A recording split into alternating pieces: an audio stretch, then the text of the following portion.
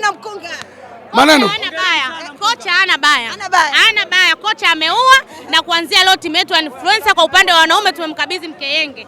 Yaani mtu yote Mimi nafikiri mmesikia. Upewe timu ile yenyewe.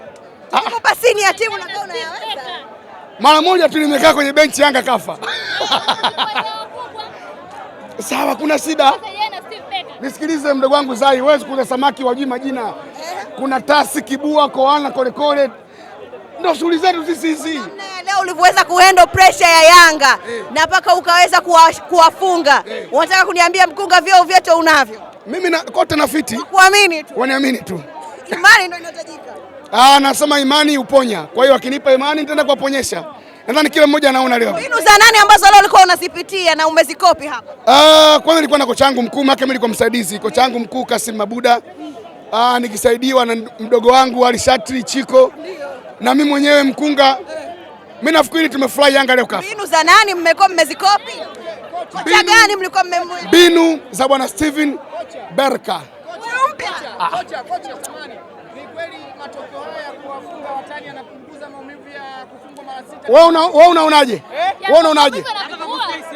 Wewe unaonaje? Wewe unaonaje?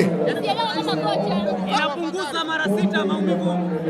Yaani haipunguzi, imeondoa. Imeondoa. Haipunguzi, imeondoa. Mbona unamtazama hivyo? Mbona kwenye ligi kuu? Baraka mbona unamtazama hivyo? Unasema? Hata hivi bwana. Abdul Mkenga tumembatiza jina, huyu ndo Guardiola. Huyu ni Guardiola kabisa. Guardiola mnene, mwamba kabisa, Abdul Mkenge. Kwa namna hii ambapo leo Mkenge amewakosha, pengine imeondoa maumivu yale kufungwa mara 6. Imeondoa kwa 85%. Unajua nisikilize Kaina. Nimeona Alikamwe analia. Wenye makelele mashabiki. Wenye makelele mashabiki. Leo wamefungwa mashabiki.